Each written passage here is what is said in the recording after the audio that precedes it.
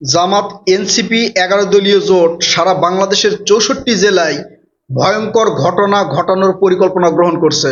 আজকে তথ্য প্রমাণ সহকারে সেগুলো দেখায় দিমো। আগে কয়েকটা সংবাদ দেখেন, তারপরে তাদের ভয়ঙ্কর পরিকল্পনাগুলো আপনাদেরকে বলছি।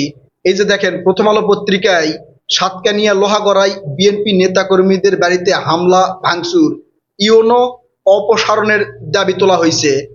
ঠিক আছে, শুধু এইটা না, আরো দেখেন, সমকাল পত্রিকায় দেখেন বিএনপি নেতাকর্মীদের বাড়িতে হামলা, ১৩ জেলায় সংঘর্ষ। চ্যানেল 24-এ দেখেন পাবনার অটোরিয়ায় ধানের শীষে ভোট দেওয়ার কারণে আওয়ামী লীগ কর্মীর বাড়ির উপরে হামলা এবং বিএনপির স্থানীয় কার্যালয়ে ভাঙচুর। হিউম্যান রাইটস সাপোর্ট সোসাইটি একটা প্রতিবেদন প্রকাশ করছে। এই প্রতিবেদনে নির্বাচনের পরে ২ দিনে প্রায় শতাধিক সংঘর্ষ হয়েছে, ৩ জন নিহত হয়েছে এবং ৩০০-এর উপরে নেতাকর্মীরা আহত হয়েছে। এই সংবাদগুলো কিন্তু সেইভাবে প্রচার হচ্ছে না। এর কারণ হচ্ছে সোশ্যাল মিডিয়ায় এখনো জামাত শিবিরের বট বাহিনীর দখলে। জামাত শিবির দিনের পর দিন মিথ্যা ন্যারেটিভ তৈরি করবে, সোশ্যাল মিডিয়ায় ব্যাপকভাবে ছড়াই দিবে, মানুষজনের কাছে বিএনপিকে ছোট করবে। এদের বিরুদ্ধে যদি আমরা ন্যারেটিভ তৈরি কইরা সোশ্যাল মিডিয়ায় ব্যাপকভাবে ছড়াই দিতে না পারি, তাহলে ভয়ঙ্কর বিপদ সামনে অপেক্ষা করতেছে। তাই আপনাদের আমাদের উচিত হবে এদের মিথ্যা ন্যারেটিভের বিরুদ্ধে ন্যারেটিভ তৈরি করে সোশ্যাল মিডিয়ায় লাইক কমেন্ট কইরা ব্যাপকভাবে ভাইরাল করা। ভিডিওতে লাইক কমেন্ট করবেন, আর আমার ফেসবুক পেজেও এই ভিডিওটা পাবেন, সেখানে গিয়ে ব্যাপকভাবে ছড়াই দিবেন। ভিডিও ডিসক্রিপশন বক্সে আমার ফেসবুক পেজের লিংক দেওয়া থাকবে।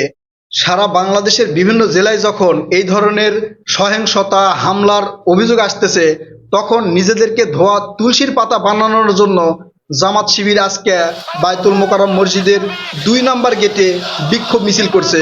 যখন এই সরকার গঠনই হয় নাই এবং অন্তর্বর্তীকালীন সরকার তাদের দায়িত্ব হস্তান্তর করে নাই, সেই সময় জামাত শিবির কৌশলে এই বিক্ষোভ মিছিলটার ডাক দিছে। মানে মানুষজনকে বোঝানোর চেষ্টা করতেছে যে সারা বাংলাদেশে নেতাকর্মীদের উপরে হামলা চলতেছে। কিন্তু আমি তথ্য প্রমাণ সহকারে সংবাদ মাধ্যমের নিউজগুলো আপনাদের দেখালাম যে হামলাগুলা কারা করতেছে। ঠিক আছে, এগুলো ব্যাপকভাবে ভাইরাল করা উচিত। এখন এই যে বিক্ষোভের ডাকটা দিছে, এই বিক্ষোভের ডাকের কারণ হিসেবে তারা দেখাইছে নির্বাচনে অনিয়ম, কারচুপি, দুর্নীতি, সারা বাংলাদেশে নেতাকর্মীদের উপরে হামলা, বাড়িঘর ভাঙচুর এবং ধর্ষণের অভিযোগও তুলছে। আগে ধর্ষণের বিষয়টা বলি। এই যে নোয়াখালী হাতিয়ায় যেই মহিলা অভিযোগ করছিল যে ধানের শীষের নেতাকর্মীরা তাকে ধর্ষণ করছে, পুলিশ কিন্তু পরে প্রমাণ করছে যে এই ঘটনা সম্পূর্ণ মিথ্যা। বুঝতে পারছেন? কিন্তু সেই সংবাদটা ছড়াই নাই। তাকে ধর্ষণ করা হয়েছে এই অভিযোগটা যেভাবে সোশ্যাল মিডিয়ায় ব্যাপকভাবে ছড়িয়ে পড়ছে, তাকে ধর্ষণের অভিযোগ যে পুরাই মিথ্যা সেটা কিন্তু ছড়াই নাই। এটা হচ্ছে জামাত শিবিরের বট বাহিনীর সোশ্যাল মিডিয়ায় আধিপত্য। ঠিক আছে, এখন তারা অভিযোগ তুলছে নির্বাচনে কারচুপি হয়েছে। আচ্ছা, নির্বাচনে কারচুপি হয়েছে, তাহলে আপনারা নির্বাচন মেনে নিলেন কেন? আপনারা নির্বাচন মেনে নিয়ে আপনারা ছায়া সরকার গঠন করতেছেন, ছায়া মন্ত্রী পরিষদ গঠন করতেছেন, আবার বিক্ষোভ মিছিল ডাকতেছেন যে নির্বাচনে কারচুপি, অনিয়ম, দুর্নীতি হয়েছে। কোনো প্রমাণ তো এখন পর্যন্ত দেখাতে পারেন নাই। আবার সংসদে যাওয়ার জন্য লাফালাফি করতেছেন। মানে অস্থিতিশীল পরিস্থিতি সৃষ্টি করতে যা করা দরকার এই জামাত শিবির এনসিপির ১১ দলীয় জোট কিন্তু করবে। আরো বেশ কিছু ভয়ঙ্কর পরিকল্পনা করতেছে, সেগুলো আপনাদেরকে বলতেছি। তার মধ্যে এই যে হামলার যে অভিযোগগুলো তুলছে, এই হামলার যে অভিযোগ সেটা জামাত শিবিরের নেতাকর্মীরাও হামলা করেছে। আমি বলতেছি না যে শুধু জামাত শিবিরের নেতাকর্মীরা করছে, বিএনপির নেতাকর্মীরাও করছে। তাহলে এই ক্ষেত্রে জামাত শিবির এনসিপির যে ১১ দলীয় জোট, এদের কি করা উচিত ছিল? যেহেতু এখন পর্যন্ত সরকার দায়িত্ব গ্রহণ করে নাই এবং ইউনূস সরকার দায়িত্ব হস্তান্তর করে নাই, সেই ক্ষেত্রে বিএনপির সাথে বসে তাদের একটা নেগোসিয়েশন করা দরকার ছিল, একটা বুদ্ধি করা দরকার ছিল যে কিভাবে এই সকল সহিংসতা রুখে দেওয়া যায় এবং বন্ধ করা যায়। সেইটা না করে তারা তাদের নেতাকর্মীদের আরো উস্কা দিচ্ছে বিক্ষোভের মাধ্যমে, যাতে সারা বাংলাদেশে আরো এই ধরনের ঘটনা ঘটে আর বিএনপির ঘাড়ে দায় চাপানো যায়। একদিকে তারেক রহমান স্যারের সাথে তারা দেখা করে বলতেছে যে আমরা নতুন বাংলাদেশ বিনির্মাণে আপনাকে সহযোগিতা করব, একটা মানবিক রাষ্ট্র হিসেবে বাংলাদেশকে বিনির্মাণে আপনার সাথে আছি।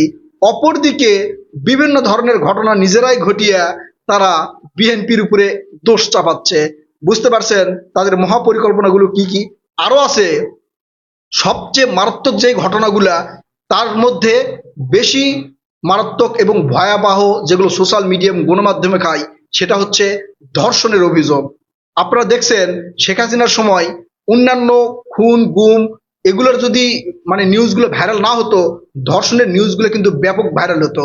একটা সরকারকে পতন করতে হলে ওই দেশে ধর্ষণের ঘটনা ঘটাতে হবে রহ এবং ওই সরকারের বিরুদ্ধে বিভিন্ন ন্যারেটিভ তৈরি করতে হবে।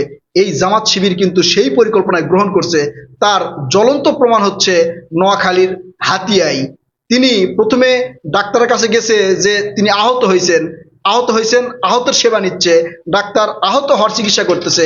হঠাৎ করে ঘন্টা খানিকের মধ্যে তিনি বলে উঠলেন আমাকে ধর্ষণ করা হয়েছে। এখন ডাক্তার সেখান থেকে তাকে গাইনি ওয়ার্ডে ট্রান্সফার করলেন। তারপরে পুলিশ গিয়ে তদন্ত করে দেখে ঘটনা পুরাই মিথ্যা।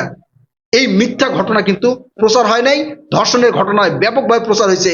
এনসিপির নেতাকর্মীরা এবং জামাতের নেতাকর্মীরা ব্যাপকভাবে উত্তাল সৃষ্টি করছে এবং জামাতের যে আমির ডক্টর শফিকুর রহমান স্যার, তিনিও সেই জায়গায় যাওয়ার কথা বলছিলেন। গেছেন কিনা আমি জানি না। এখন বুঝতে পারছেন আরো কি কি মারাত্মক ঘটনা ঘটাবে সেটা আপনাদেরকে বলি। এরপরে এই যে হিন্দুদের উপরে নির্যাতন হতে পারে এবং দায় চাপাবে বিএনপির উপরে, কিভাবে হবে? আপনারা দেখছেন 5 আগস্টের পরে বিভিন্ন মন্দির টন্দির পাহারা দিছে কিন্তু জামাত শিবিরের লোকজন। এই বিষয়গুলো ব্যাপকভাবে ছড়িয়ে দেওয়া হয়েছে, কিন্তু বিএনপির নেতাকর্মীরাও বিভিন্ন মন্দির পাহারা দিছে, সেগুলো ব্যাপকভাবে ছড়িয়ে দেওয়া হয় নাই। আবার 5 আগস্টের পরে সারা বাংলাদেশে বিভিন্ন মাজার টাজার যেগুলো আছে, এই যে ছায়ানটের মতো খুবই গুরুত্বপূর্ণ এক জায়গা, এগুলো কিন্তু ভাঙচুর করছে। কবর থেকে লাশ তুলে সেটা পোড়ানো হয়েছে। সেই ঘটনাগুলোর কোনো ব্যবস্থা নেওয়া হয় নাই এবং তার সেটা কে ঘটিয়েছে, কারা ঘটিয়েছে, এখন পর্যন্ত সেগুলো কিন্তু প্রকাশ হয় নাই। ওটা কি বিএনপির উপরে দোষ চাপায় দিবে? বিএনপির উপরে দোষ চাপায় দিতে পারে নাই বিধায় তারা নিশ্চুপ আছে। বুঝতে পারছেন? এই ধরনের অনেক ঘটনা ঘটবে। হয়তো হিন্দুদের বা সংখ্যালঘু যারা আছে তাদের বাড়িঘর গিয়ে হামলা করবে, তাদের জায়গা জমি দখল করার চেষ্টা করবে এবং দোষ চাপাবে বিএনপির উপরে। আর সোশ্যাল মিডিয়ায় ছড়িয়ে দেওয়া হবে যে জামাতি ইসলাম 5 আগস্টের পরে এদের বাড়ি ঘর মন্দির পাহারা দিছে, আর এখন বিএনপি ক্ষমতায় আসে সেগুলো দখল করতেছে। এগুলোর বিরুদ্ধে আমাদের ন্যারেটিভ তৈরি করতে হবে, এগুলোর বিরুদ্ধে কথা বলতে হবে। যদি সেগুলো কথা আমরা না বলতে পারি, তাহলে সোশ্যাল মিডিয়ায় ব্যাপকভাবে এগুলো ছড়ে যাবে, সাধারণ মানুষজন কিন্তু গ্রহণ করবে। ভবিষ্যৎ বিএনপির জন্য খুবই খারাপ হয়ে দাঁড়াবে।